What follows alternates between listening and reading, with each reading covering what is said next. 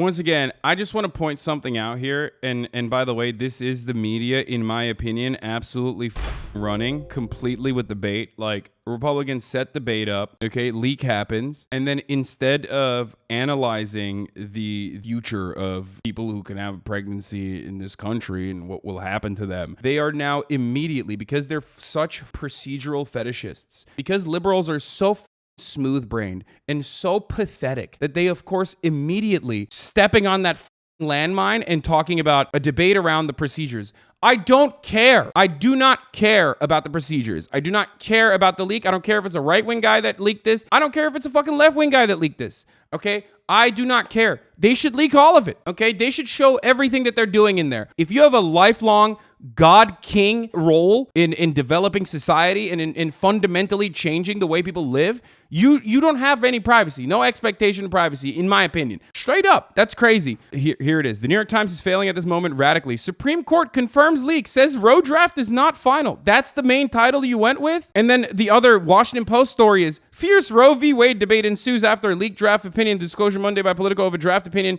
said it was circulated by Justice Samuel Alito. They're literally fucking talking about the leak more than the actual implication and the impact when Roe v. Wade will be overturned.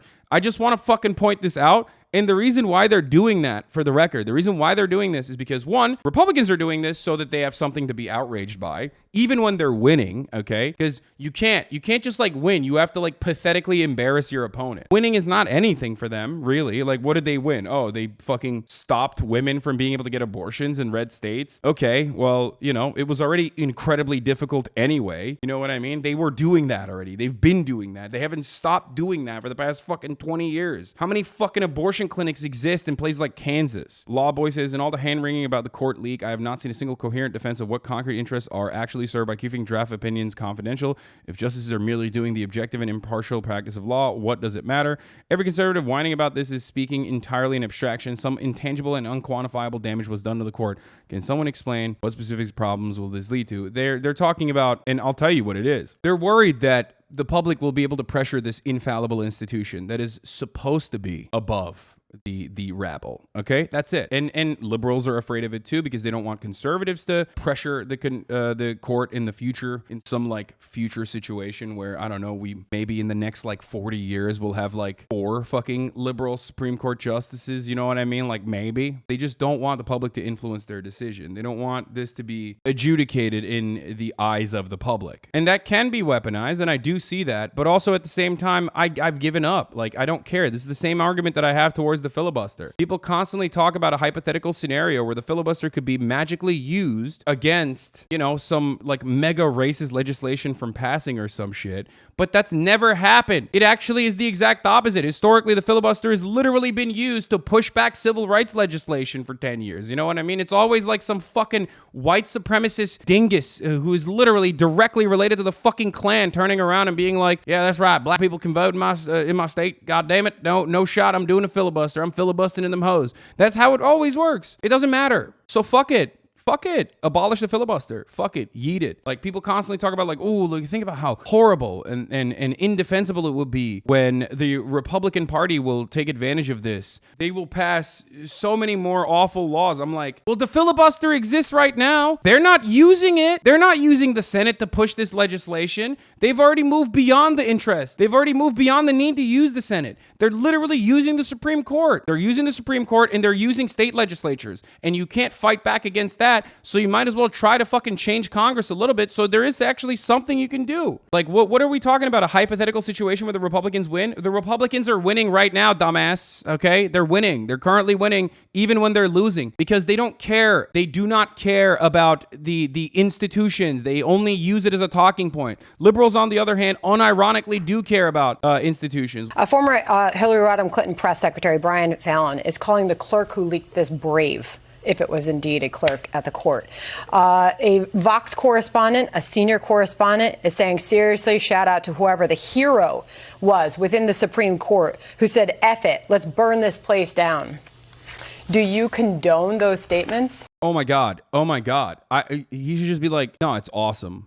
It's fucking dope, actually. No, I agree with those statements. I think like the real fire that is lit up under under every single citizen with this decision potentially coming into play is profoundly more important than the supposed infallibility of our goddamn institutions that regularly cast people aside like they're nothing at the behest of, and in this circumstance, at the behest normally of capital, but in this circumstance specifically so that Republicans can act like they are doing something for their 30% white evangelical Christian base. It is insane to me that this is even a fucking conversation, that 60% of the American public, 60 to 75% of the American public has historically said, like, no, like the government should have no say in what women do to their own fucking bodies, okay, with respect to abortion. And it's been considered a super precedent time and time again. And Supreme Court justices have literally lied in their fucking hearings on their appointment proceedings over and over again about how they also see it as a super precedent, specifically so they can turn around and fucking change that. It is wild, okay? Wild, completely wild that geriatric, vulturous, parasitic fucks with lifelong appointments can just fundamentally undermine all semblance of democracy. They're completely untouchable and they have lifetime appointments and they can just do whatever the fuck they want. It's crazy to me. I think what's most important here, it's a yes or no. I have no idea how this got out. What I do know is that what it shows is that millions of people, nearly half the country, could soon lose access to abortion. I think that's what most of your viewers are going to care about. I think that's what most of the people who woke up this morning scared that their rights could be torn away are caring about. Most Americans care about the integrity of the court. I 100%. That's not true. No one cares. No one cares. No one cares. That is so stupid. No American cares about the integrity of the court. You know why? Because there is no integrity in the court. You just made that up. It is a made-up concept. There is no integrity of the Supreme Court. You are just trying to desperately create integrity in the Supreme Court right now. No, they don't. Americans don't care about that shit. They care about where their next paycheck is coming from, okay? That's what they actually care about. But Fox News does a very good job of like getting their focused, getting their fucking brief window of anger and resentment that they feel towards the system and directing it towards whatever fucking idiotic wedge issue or cause that the Republican Party cares about, that wants to destroy.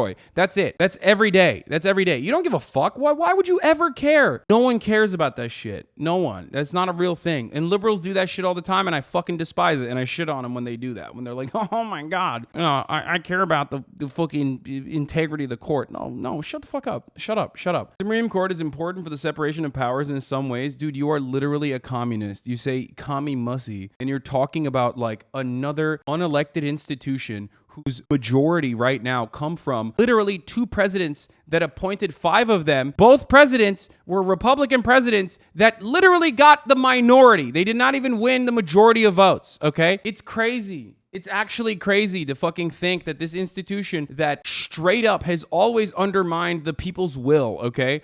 That has always been undemocratic, that has always fucking worked against the wishes of the broad majority. The Women's Health Protection Act easily passed the Democratic-controlled House last fall, but failed earlier this year in the evenly divided Senate. That's despite CBS News' most recent polling, and this is important, it shows a majority of Americans support keeping abortion rights as they are. They also want it to remain legal in their state if Roe is overturned. Now remember, an end to federal abortion rights will kick this issue back to the states, which is going to put a huge emphasis now on big governors' races in several states across the country that are also likely to be presidential battlegrounds in 2024. Arizona, Georgia, Wisconsin, Pennsylvania, Michigan. Democratic candidates in those states overnight saying abortion rights now central to their election campaigns.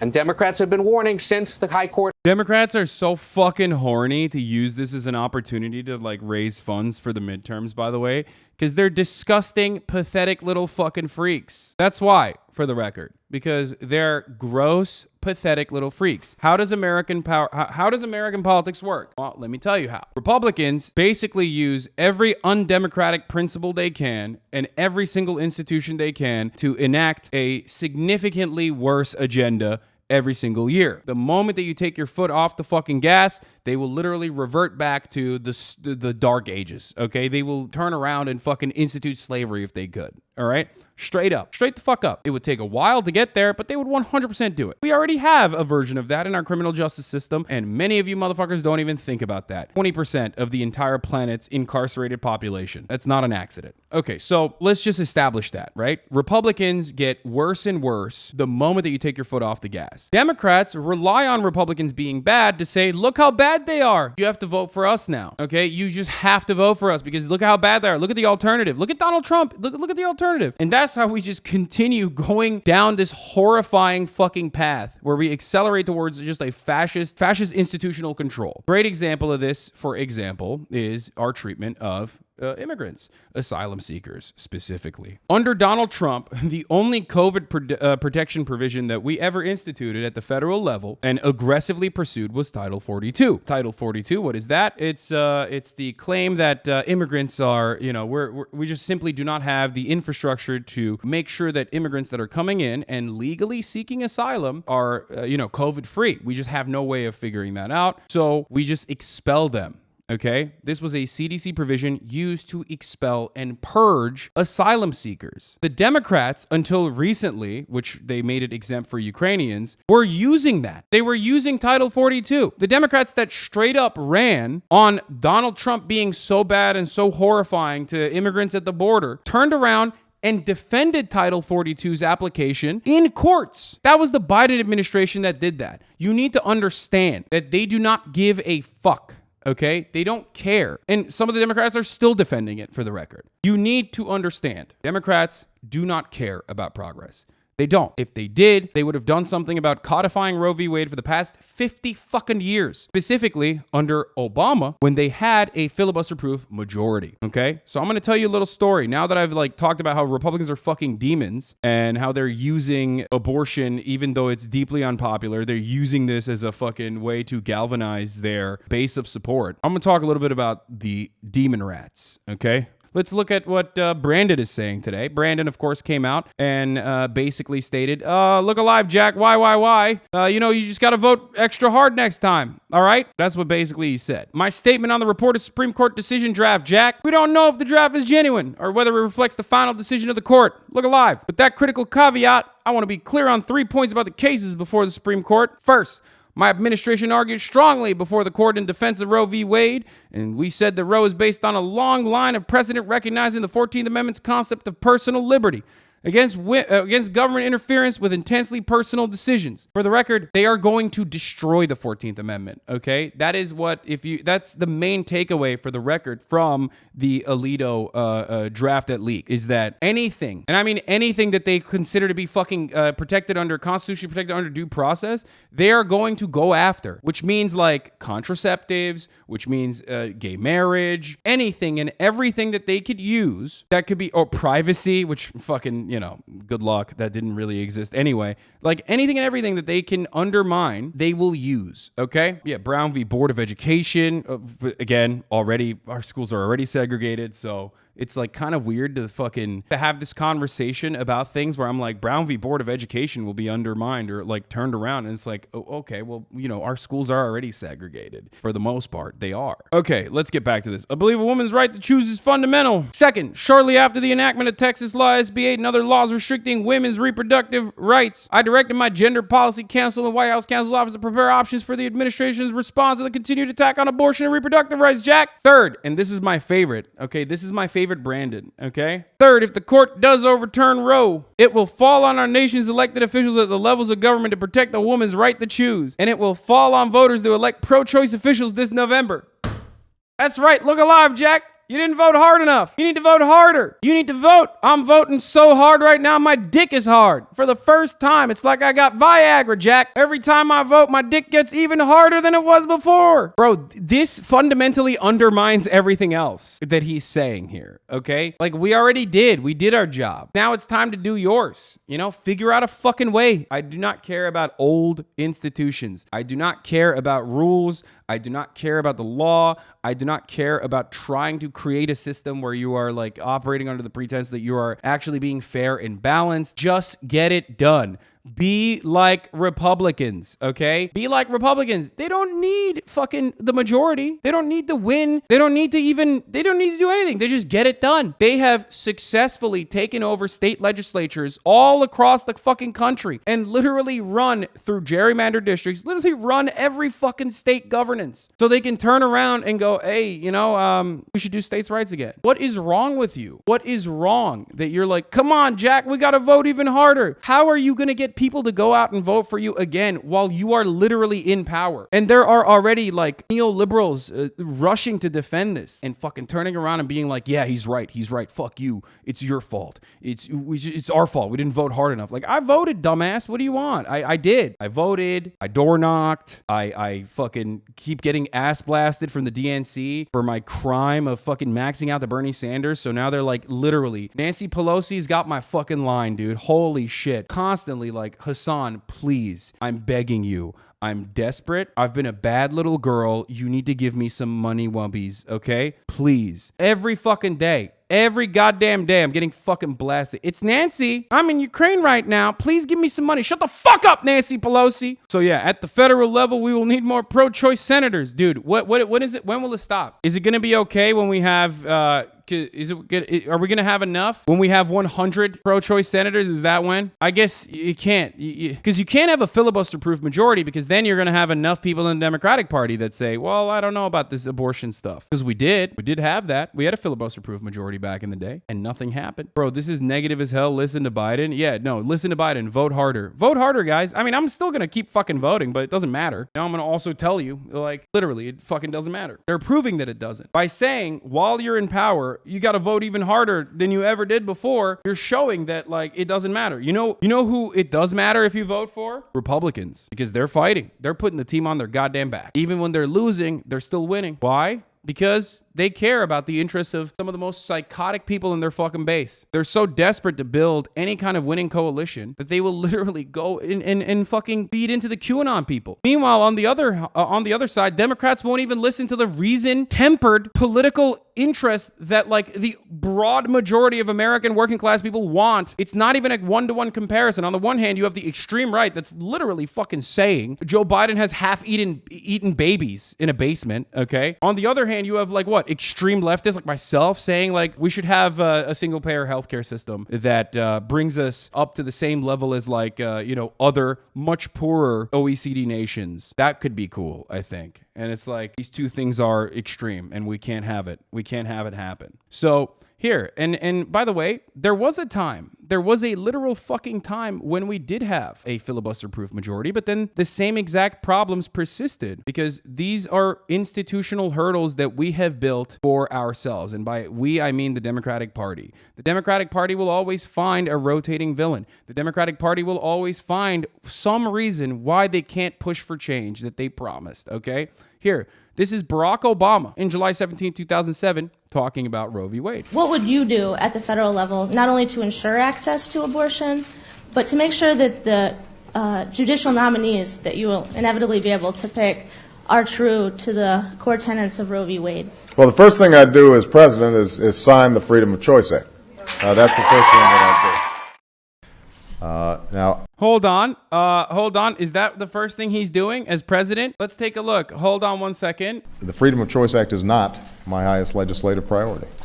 I believe that women should have the right to choose, but I think that the most important thing we can do to tamp down some of the anger surrounding this issue is to focus on those areas that we can agree on, and that's where I'm going to focus. That's crazy, dude. That's crazy. I guess it wasn't his priority. Yeah, let me tell you what else wasn't his fucking priority, okay? I thought Obama was one vote shy of a filibuster-proof majority. Dude, no, that's the point. No. Just like we're not 1 or 2 votes shy of a majority, we have a majority right now. Obama was not 1 vote shy of a filibuster-proof majority. He wasn't. He had it. He just couldn't whip hard enough. That's the point. And you're missing what I'm trying to say. My point is, they will always find some reason to say they simply cannot do it, okay? They simply cannot get shit done because there's always someone within the Democratic Party's ranks that are going to play the role of spoiler. And under Obama, it was Joe Lieberman. And under Obama's vice president, now president, Brandon, okay, it's Joe Manchin. There's no world in which you watch the Republican Party literally be the minority party and fail to fucking win a majority of voters, turn around and actively change legislation at the state level and actively and fundamentally change American society at the Supreme Court, completely sidestepping the halls of Congress, and then turn around and be like, well, Democrats just don't have 50 people. Oh, if only we had 60 people, we could do it. And then it's like, well, even when we had 60 people, we still couldn't do it. Why? What are we doing? Are you fucking stupid? It's not in their interest. For people who are saying, well, this is because Ted Kennedy died or something, it doesn't matter. They would have found another person then. If it wasn't Joe Lieberman, it would have been someone else. And just like if it wasn't Joe Manchin and Kyrsten Sinema, there's already 12 other senators that would take on the role of the spoiler. What is wrong with you? How do you not see that? How do you not understand? It's called a rotating villain for that reason, because the fundamental approach for the Democratic Party is to not change anything. I mean, here, look at that. Look at my man, Joe Manchin right now. We don't need Planned Parenthood, studentsforlife.org. I stand with Planned Parenthood. Like I said, play both sides always, so you always come out on top. So I agree, but what is the solution here? If the Dems fail us and the Republicans are the devil, what can we do to actually get our rights back and solidified? I don't know. The only thing you can do is organize in your communities, make sure that you organize in your workplace, make sure that you have like some kind of fucking labor power to push back, and actually have some kind of power to fucking make the Democratic Party do our bidding. Okay? Become powerful, because the people do not have power at this point. It's only corporations that have power. What I think we could do in this situation, because we are powerless, but if we were to do something, anything, I mean, obviously, you need to abolish the filibuster. That's it. You need to abolish the filibuster and codify Roe v. Wade. And that's not going to happen because here it is. Republicans and Joe Manchin block Senate bill to secure abortion rights. And if it's not Joe Manchin, you got Kyrsten Sinema. And if it's not Kyrsten Sinema, you got Maggie Hassan and like 8 other fucking senators that will come out and be that person. Now, protests are going to happen, and a lot of protests are going to happen all around the country, and we're going to take a look at them. And it's understandable that people are going to be upset, and it's understandable that people are going to take to the fucking streets. But ultimately, that's nothing. It's inconsequential because we have no power. The police will destroy those protests if it ever got out of hand. If there was any sort of significant threat to the lives or livelihood of like these members of Congress that are significantly, like that are just undermining your civil liberties. If anything happened to Supreme Court justices, you would be punished for it severely. You have no method of fighting back. The only method of fighting back that you could have is your productive capabilities as a worker in the workforce. But unfortunately, in the United States of America, unlike any other fucking country in comparable OECD nations, you have no way of organizing and showcasing the amount of power that you may have. People love to talk about like, oh man, we're going to do a general strike. We're going to do a general strike. Like, you can't do a fucking general strike without actual, labor unions. It's not a thing. The amount of fucking work that needs to take place before you do anything like that is tremendous. You do not understand what it takes. You're unfortunately just fucking thinking about it like you're mythologizing it. And people say I'm a doomer, but I'm sorry, man. I'm a fucking realistic person. I'm telling you what can be done, but the steps towards that revolve around organizing, and it's not an immediate thing. Democrats, we're angry and hurt, I know, but it's not about filibuster, size of the court, or what the Senate hasn't passed. It's about Republicans, not us. We can save our freedoms, but it's November, stupid. Yeah, dude, it's not about not about the size, it's the motion of the ocean, dude. Except it's not even about the motion of the ocean. Like, this is giving the game away, okay? You're giving the game away when you do this. You're basically saying, like, vote for us for no other reason other than just vote for us, stupid. Give us money, you fucking stupid idiot. Give us money. Give us money so we win elections. We do anything when we win those elections. I mean, we've won elections right now, but we're not doing anything with that. And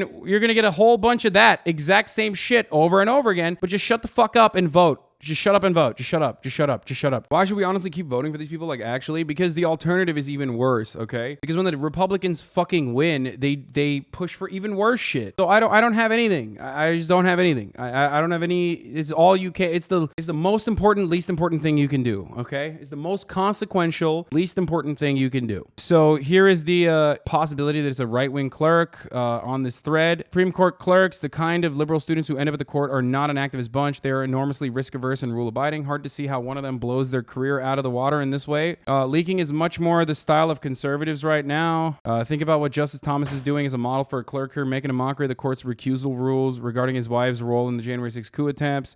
Conservatives have shown that they're willing to break the public trust in the court to get their way. If you want the liberal view, read Justice Breyer's recent book, literally called it The Peril of Politics. Conservatives also know that the leak will be blamed on the left, distracting from how devastating the reversal of Roe will be to the credibility of the court. The career consequences of someone found out are far smaller on the right than left too, I'd wager. There's no way.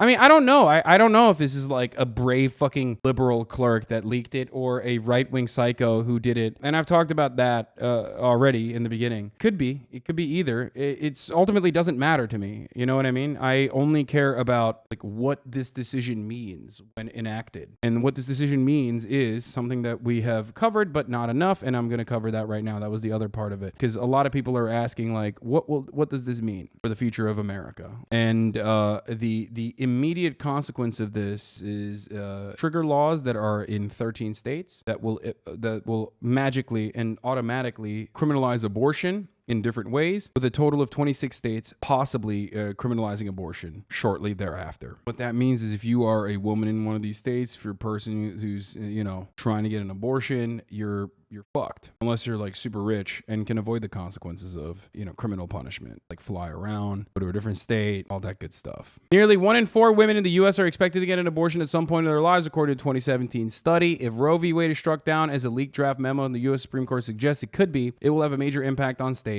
States where abortion will likely become illegal if Roe v. Wade is overturned. 18 states have trigger laws. I thought it was 13. My bad. 18 states have trigger laws to ban abortion if Roe is overturned or have a pre-Roe abortion ban still on the books. Just so understand that like Republicans are just straight demons. Okay. When I say they're straight demons, I mean this. This is what I mean. They're literally like, we're waiting for this. We're salivating. So yeah, if you live in any of these 18 states, like good luck. That's great. According to the Guttmacher Institute of Research Groups that supports abortion rights, 58% of U.S. women of reproductive age, or 40 million, live in states that are hostile to abortion. The Supreme Court verified that the document published by Politico is authentic, while noting that the draft opinions can change before a final ruling. That doesn't mean that like any of the Supreme Court justices are going to change their attitudes or opinions. Obviously, I don't think they will do that on this issue. That would be ridiculous. The Supreme Court verified the document. Chief Justice the draft opinion about overturning Roe would not ban abortion nationwide, but instead would allow states to drastically restrict or even ban abortion, which it kind of has already been doing for the record, which advocates for reproductive rights say could have seismic consequences for the country. More than 20 states have laws that could restrict or ban abortion soon after the Supreme Court overturns Roe, according to Guttmacher.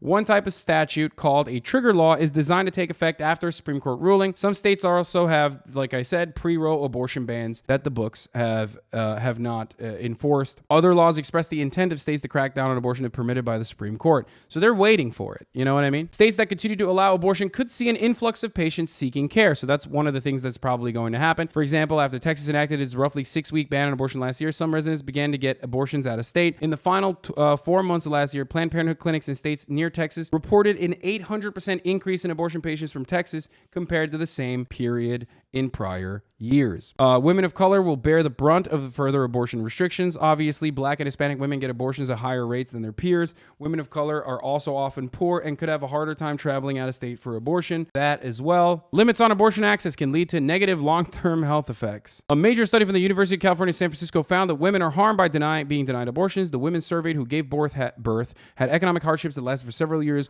were more likely to raise the child alone, and were at a higher risk of developing serious health problems than those who had abortions. Some blue states are already taking steps to enshrine the right to abortion in state law, from Colorado to New Jersey and also Connecticut as well. The Democratic governors have signed laws protecting reproductive rights and announced their intention to be able to provide abortion services to people who live in the states where the procedure is restricted. Like Connecticut is a great example of this, where they will literally give you the capacity to countersue if, like, for example, you're from Texas and you went to fucking Connecticut to get an abortion, and then you were sued by someone in the fucking state of Texas, you could countersue, and that's where we're at now, and that's what the future looks like. And this is an old school, Squirrel once again with a super old school graphic. We'll do whatever we can to protect your life. Now you're on your own. Get a job, moocher. Hope your tramp mom doesn't want food stamps to feed you or medical insurance. This is like some straight boomer shit, but yeah, this is a vintage comic showcasing once again that conservatives don't give a fuck about human lives at all, or children, or anything for that matter. They just want violence.